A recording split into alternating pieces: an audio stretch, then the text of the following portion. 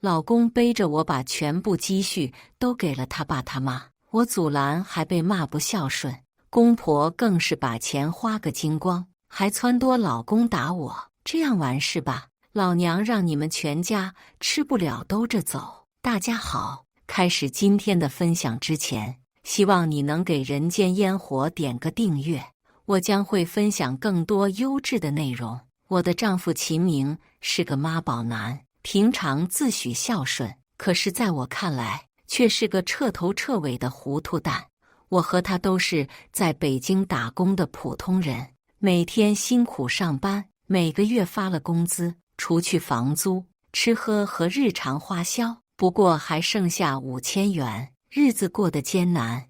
我每天省吃俭用，想着能早日存上钱买车买房，可秦明却大方得很，每个月都要给他乡下的爸妈打上2000块钱。就因为这个原因，我们都快30岁了，连房子的首付都没有攒够。后来还是我发了一通脾气，秦明才有所收敛。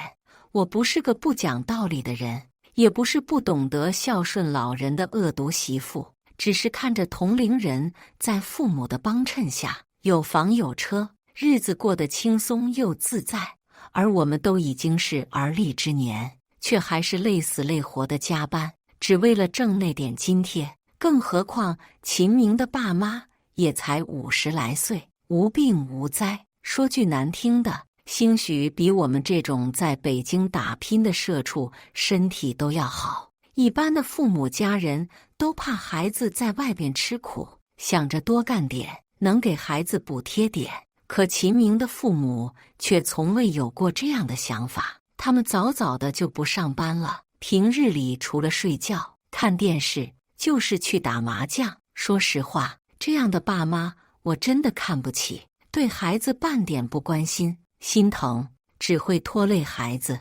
但因为他们只是公婆，并不是我的亲爹妈，所以平日里我也不会多说什么。我私心想着，只要管好自己的小家，日子总会好起来的。可我没想到，生活每当稍微好一些的时候，他们总要给我重创。今天是星期五，一到时间我就收拾东西下班了。回到家后还有许多活要干，积攒了1周的衣服要洗，床单4件套也要换一下，房间里的卫生也得收拾下。明天有一个兼职，所以这些我只能趁着周五晚上干完。一想到这些我就头疼，特别是手机里收到房东的催款信息，我才意识到今天24号又到了交房租的时间了。回到家后，秦明已经在了，正窝在沙发上打游戏，茶几上还放着吃剩下的外卖残渣。我把包放到门口的挂钩上，就赶紧收拾起来。等所有的一切忙完后，已经晚上11点了。我扶着酸胀的腰，暗想着，如果这房子是我自己的，不是房东的，或许我打扫起来也不会觉得这么累吧，应该算是甜蜜的负担。看着沙发上的秦明，我开口，老公，你一会给我打12000，今天该交房租了。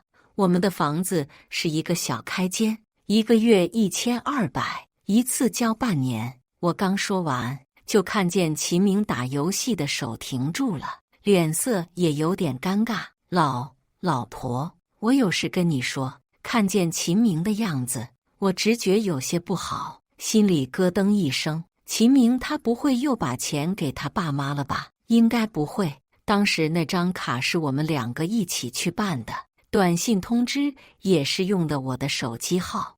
我十分确定最近没有收到动账通知。一想到这里，我心里松快了一些，只要不是这个事，一切好说。然而我刚庆幸了不到几秒钟，秦明嘴里就吐出了个大消息。前几天爸妈说想把老家的房子翻盖一下，我把钱给他们了。听到这个消息，我眼前一黑，咬牙问道，你打了多少过去？20万？什么20万？我们的卡里一共就20万，那是我1分1块省出来的，他怎么能连跟我说都不说一下就把钱都给他爸妈，而且我明明没收到消息，我怕你生气，所以去银行把短信提醒取消了。老婆，我知道我错了，你不要生气。我气红了眼睛，只觉得有一股气从我的心中弥漫开来，让我整个人都充满了暴力。我知道我歇斯底里的样子很可怕，可齐明他欺人太甚了。你现在就去给你爸妈要回来，那是我的钱，你凭什么连个招呼都不打就给他们？我连顿火锅都不舍得吃，就想着攒着，可现在都没了。一想到这里，我就觉得自己委屈，忍不住大哭起来。齐明在一旁急得手忙脚乱，偏偏还在火上浇油。老婆，我知道没跟你商量，这事是我错了，可是咱们也不能说把钱要回来呀，那是我爸我妈生我养我的人，我要是这么干了，那我不就是个畜生吗？真真，咱们还年轻，挣钱的机会多的是。听着秦明大言不惭的话，我产生了一种无力感。我哭着说道：你一个月7000块钱的工作，你告诉我你怎么攒？是下班了就打游戏，还是周末在家睡大觉？你爸妈在老家盖什么房？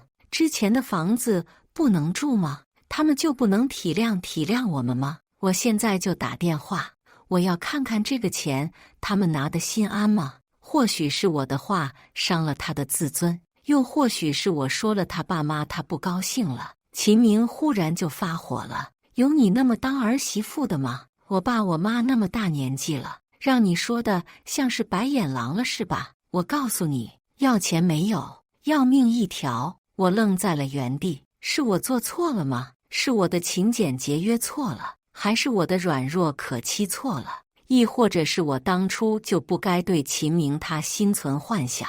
我怎么能相信他呢？相信他是真心为了我们的小家而努力。那房租怎么办？秦明的脸上浮现了一丝红晕，又有些羞恼，夹杂着气急败坏。你去找小婷借一下吧，小婷是我最好的姐妹，也是我在这个城市唯一的朋友。可为什么不是你去借你朋友的呢？秦明的声音陡然升高：我是个男人，还要不要脸了？所以这一切都是我自找的，是我活该。我忽然觉得没意思了，累了这么久，一朝又变到解放前了。两个人的生活从来都只有我一个人努力，没意思极了。我回到房间，拿出行李箱，开始收拾自己的东西。我想我需要冷静冷静，好好思考这段婚姻的可行性。我原以为秦明看到我这样，至少该有些惭愧的，可我低估了他的厚脸皮。李珍珍，你多大了，还闹离家出走这一套？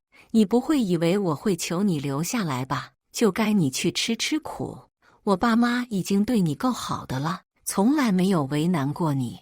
你看看邻居家的那个小媳妇，一边看孩子，一边伺候公婆，我对你够好的了。听着秦明的唠叨，我的心凉了。他竟真的不关心冬天晚上12点，外边还有大风，我能去哪儿？真不知道是故意装傻，还是心真的很。好在我身上还有一点钱，我在一个宾馆订了一个单人房。看着四面洁白的墙，我陷入了沉思。我怎么就把日子过成了这样呢了？从小我就是个乖孩子，听父母的话，也不惹事，按部就班的上学、毕业、工作，一切都很顺利。要是说不幸的开始，或许就是我跟秦明结婚，没有彩礼，没有3金，没有钻戒，更没有婚礼。我当时只请朋友同事吃了顿饭，扯了个证，就算结了。只怪是我自己挑错了人。这样想着，我迷迷糊糊中睡了过去。第二天又早起去一家云南餐厅做小时工。小婷联系我是1个星期之后的事情了。她说是秦明给她打电话，要我自己回来。她这才知道我俩吵架了。我已经在外边待了1个星期了。她把我接到了家里，告诉我尽管安心住下来，同时很疑惑到底发生了什么。让一贯好脾气的我生了这么大的气。当我把事情告诉小婷后，她比我还气愤，这不是吸血鬼吗？就可着儿子儿媳妇造。秦明也是，他也太过分了吧？你打算怎么办？我都支持你。看着小婷关切的话语，我笑了。我想思考一段时间。秦明没直接给我打电话，我是知道原因的。一是他知道我在北京就认识小婷一个人，二是他想着让我自己主动回去，向他低头，做他的春秋大梦吧。真的以为我这么傻？这几天在宾馆里，我才感觉到自己像是实实在在的活着。原来不用做家务，每天会有这么多的时间可以自己支配。原来不用帮男人洗衣服是那么的轻松。想想我之前天天算计来算计去，舍不得吃，舍得不得花，挣的那点钱全都进了秦明爸妈的钱包，我就觉得自己是个冤种。现在爱谁谁吧，我再也不想委屈自己，讨好其他人了。小婷看我想明白了，也特别高兴。珍珍，你早就该这样了。你看你这几年过的啥日子啊，还不如你结婚前呢。你看你身上的衣服都开线了，咱俩身材差不多。我那衣柜里好多衣服呢，你去挑几件。秦明看我还是没有回家，开始继续给小婷打电话。而小婷这次没有惯着他，把他狠狠骂了一顿。挂完电话后，小婷有点不好意思。珍珍，我这么说他，你不介意吧？当然不介意，你替我出气，我谢你还来不及。小婷这才如释重负地松了口气。那就好，就怕你们以后和好后再怪我。我笑了笑，没有说话。我有一种预感，我和秦明可能真的走不远了，因为我把秦明的微信和电话全部拉黑了，而小婷又不肯替他说好话。半个月后，他终于忍不住了，来小婷家门口等我。看见他的那一瞬，不知道为什么，我有一种恐惧感，就好像又要被拖进无尽的黑暗，看不到光明的那种感觉。我不自觉地后退了一步，踢中了一颗小石子，声音吸引了秦明的注意。他看见是我，慌忙跑了过来，却又在站在我面前的时候三缄其口。我看了眼他，挺憔悴的，衣服皱皱巴巴的，胡子也不知道几天没刮了，看着邋遢得很。我撇开眼，不想面对。秦明看见我这副样子，终于鼓起了勇气。珍珍，跟我回家吧，你不在家，我好孤单。你看我做饭都把手烫伤了。秦明说着，扯开袖口，是一个硬币大的红印子。其实这样的伤口我身上也有。就在我在餐厅做兼职的时候，碗突然炸了，滚烫的热水全都洒在我身上，手上的泡1个月才下去，现在还有红红的一大片印子。那个时候我疼得晚上睡不着觉，只能一直冷敷。可秦明却只会嫌弃我打扰他睡觉，他甚至都没有给我买一支烫伤膏。见我没有反应，他又可怜兮兮地开口：我错了，我以后做什么都和你商量好吗？我还是和秦明回去了，不是原谅他，只是觉得应该给这么多年的感情画一个句号。刚回家的那几天，秦明确实有所改进，知道体贴人了，偶尔下班后还会做做卫生，洗洗衣服。可是还没过多长时间，他就恢复原状了，内裤袜子都是随手一扔，等着我给他洗，甚至还开始扑我，说打扮的老气，穿衣服不好看，没有气质。我摸了摸身上在拼多多上淘的打底，确实不太美观，胜在质量好，还暖和。我学会反抗了，每次秦明要张口嘲讽我的时候，我都会拿那20万做文章。是啊，我的钱都被你给你爸妈了，我自然没有钱买好衣服，连老婆都养不起，这是你很自豪。刚开始秦明还很诧异，我怎么突然变得这么爱对人，毕竟之前的我那么温柔。他曾试探地问过我，是不是对他有什么不满意？其实我也不知道，我只是觉得自己不快乐，生活的没有方向。每次和秦明针锋相对后，我都有种特别解气的感觉。一旦学会了破罐子破摔，我发现自己竟然豁然开朗了。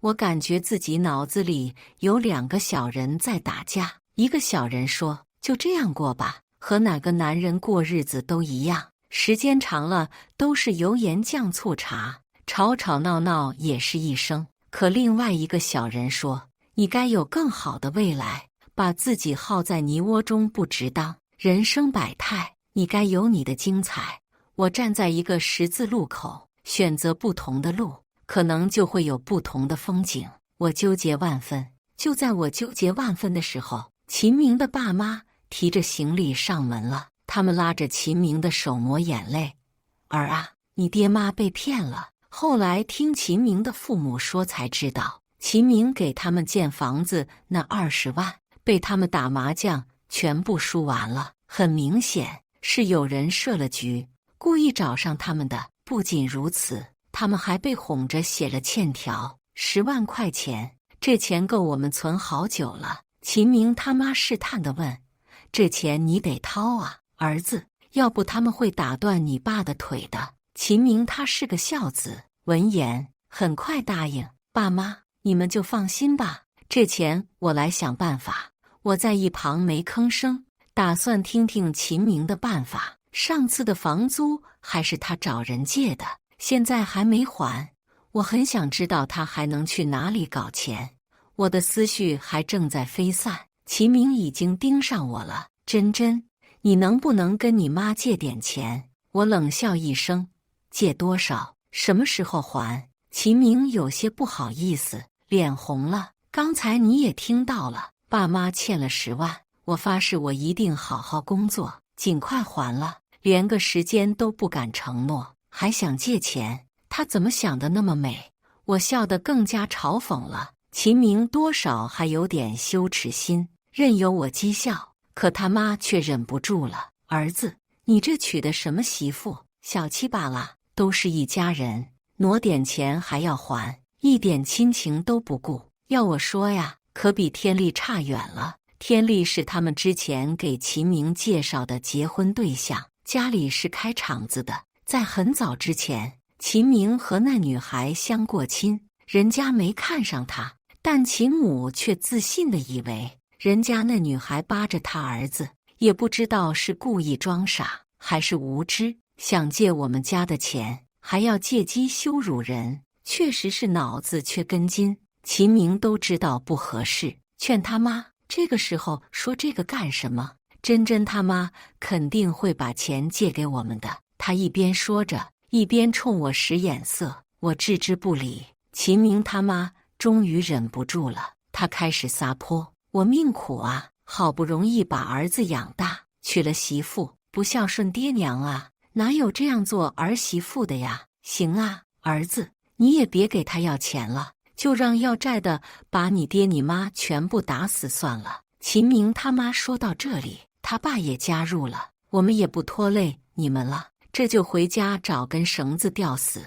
说着就要扯秦明他妈出门。这样的一场大戏，秦明竟然丝毫看不出来，使劲堵着门口：“爸妈，你们说什么呢？谁敢嫌弃你们？”秦明爸妈默契地看了一眼我：“珍珍，你快给爸妈道歉。”我一脸迷茫：“我道什么歉？不是你爸妈该向我道歉吗？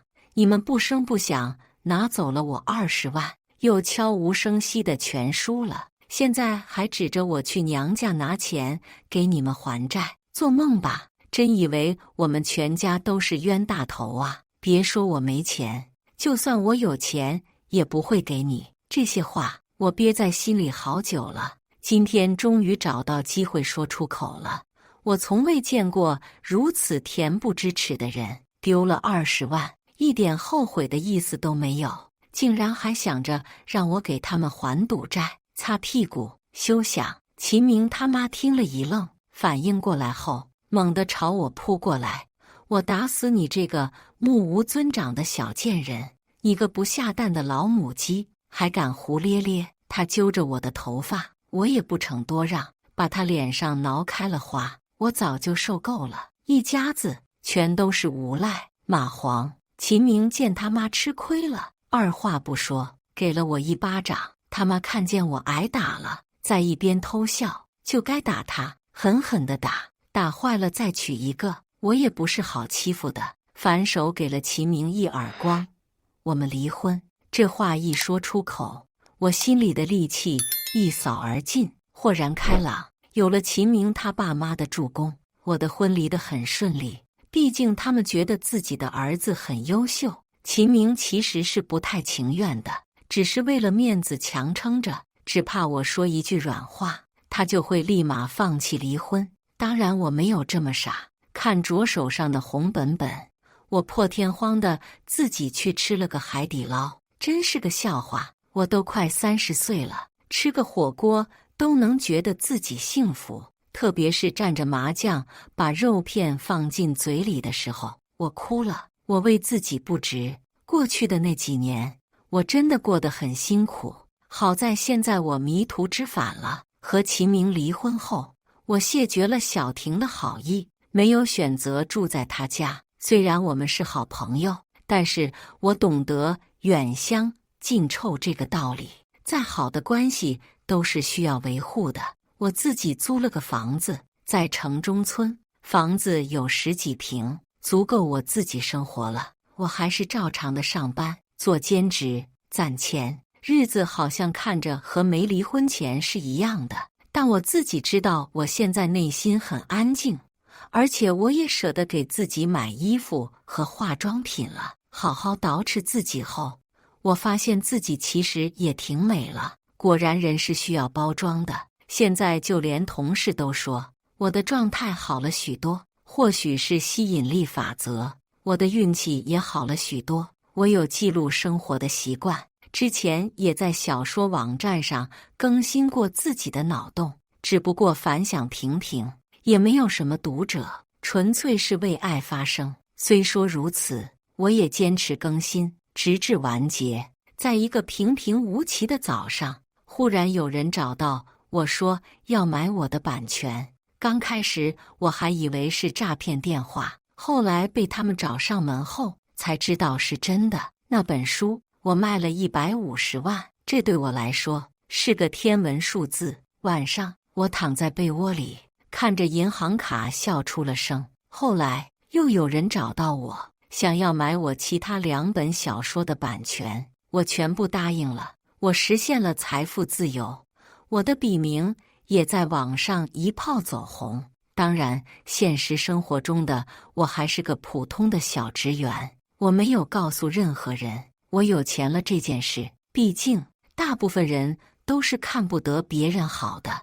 我悄悄地在北京边上买了一套房子，进京方便，价格还不贵。虽然是很多人嫌弃的位置，但对我还说刚好合适。做好这一切后，我把我妈接到了北京，而我妈也是才刚刚知道我离婚的事实。她没有怪我，反而埋怨我为什么要瞒着她受了这么多委屈。有了妈妈的关心，我的眼泪不自觉地流了下来。我是个单亲家庭的孩子，从小和妈妈相依为命，我怎么敢让她知道我过得不好？我一向是报喜不报忧的呀。妈妈说离了也好，趁着年轻还能再找一个。我一笑而过，不置可否。妈妈看见我的房子时很吃惊，她一再确认这是真的吗？其实就连我自己有时候都觉得自己做了一场梦。离婚大半年，我突然暴富，买了房，还把妈妈接了过来。后来我又觉得前几年我这么倒霉，可能是被秦明家的衰神附体。毕竟跟我离婚后，他们全家都过得特别惨。秦明竟然真的以为那个厂子老板的女儿对他感兴趣，巴巴的去找了。结果人家早就结婚了，还被人家的老公打了一顿。这还不算，秦明还得想办法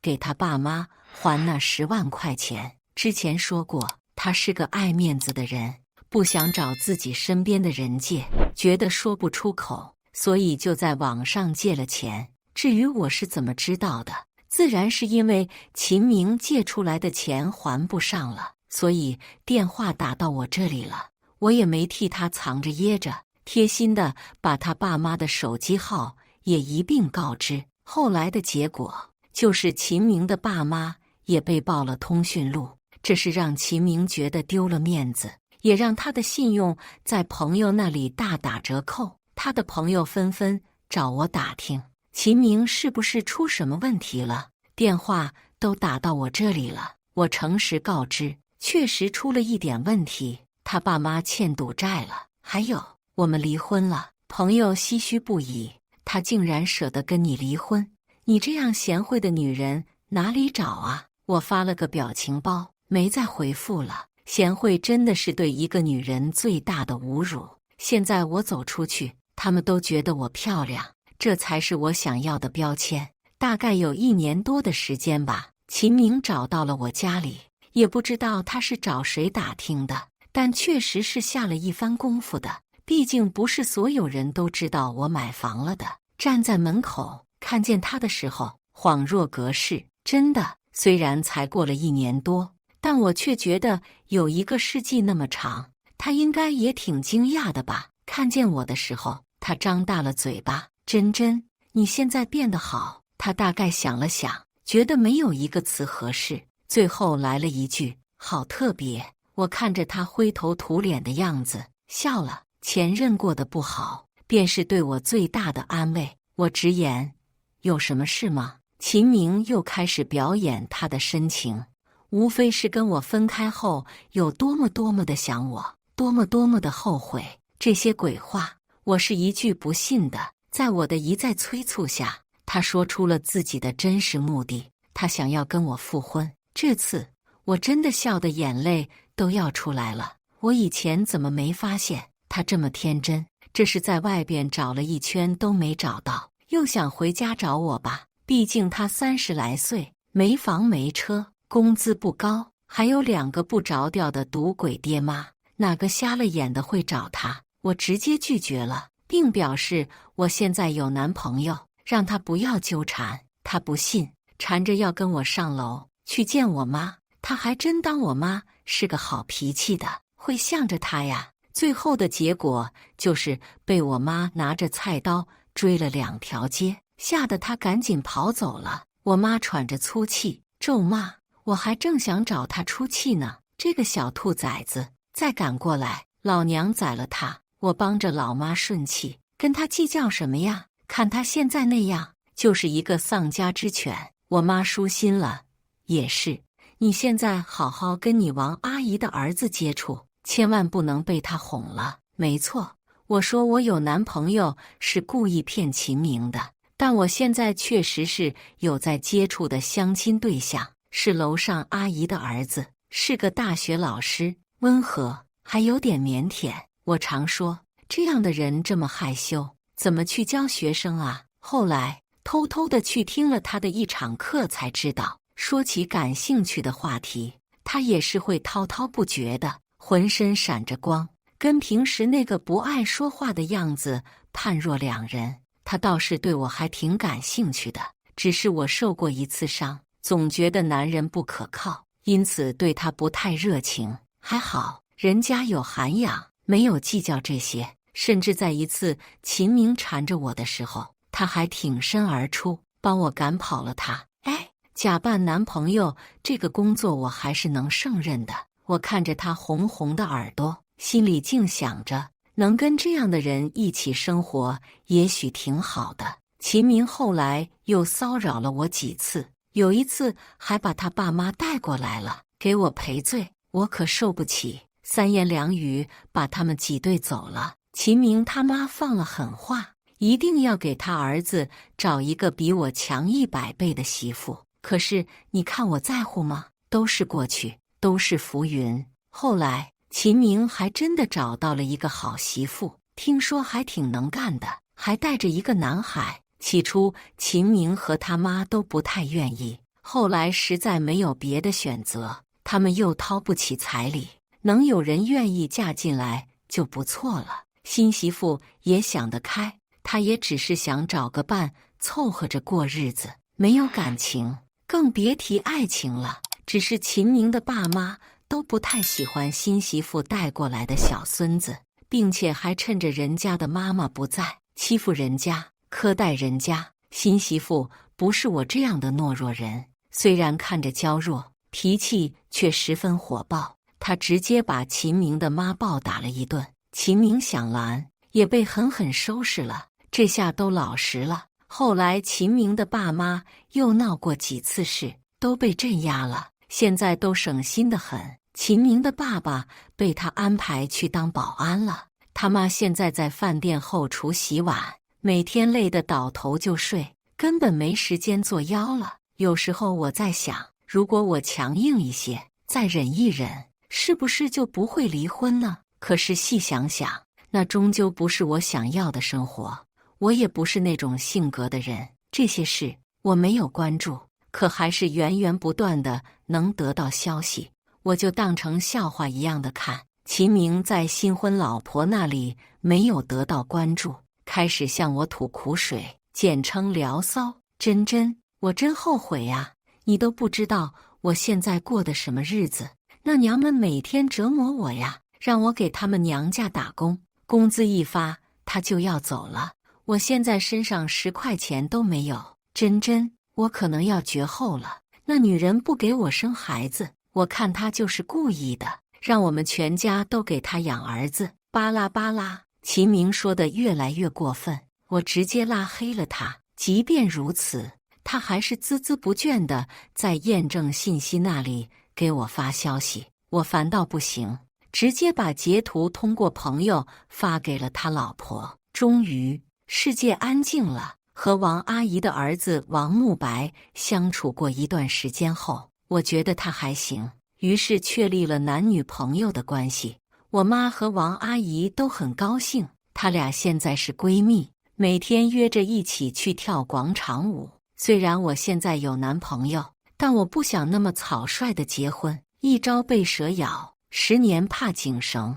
我总害怕王慕白会像过去的秦明一样，慢慢变成我不认识的人。后来和小婷约过几次饭，说到我和王慕白的关系，他倒很赞同。我纳闷，你不是说男人都是洪水猛兽吗？怎地现在连你也替他说话？他直言，你没发现你现在的状态都变好了吗？我虽然是不婚主义者，但是对男人还是有基本的了解的。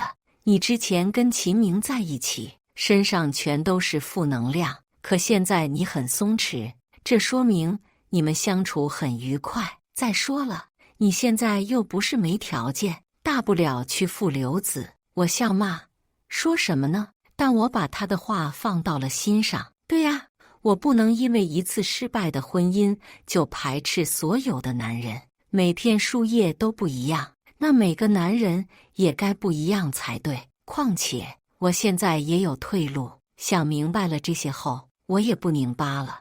我开始认真对待王慕白，所幸这次我没看错人，他一直对我很好。交往2年后，我又结婚了。这次我终于收获了幸福。又过了好久以后，我生了一个女儿。有一次陪她去商场的游乐园玩的时候，刚好碰到秦明一家在吃饭。看到我的时候，他很惊喜，想站起来打招呼，却又在触碰到他妻子的眼神后，尴尬坐了下来。我这才注意到他，几年不见，他老了许多，头上也有白头发了。而他那漂亮的老婆，看起来也是满身戾气，很像之前的我。原来这么厉害的女人，在这样的家庭里也会被榨干，也会变得精疲力尽。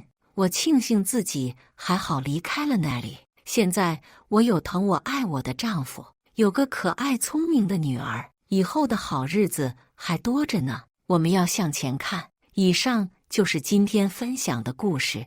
大家有什么想说的、想吐槽的，欢迎在下方评论交流。也更希望能给人间烟火点个订阅，我将会分享更多优质的故事内容。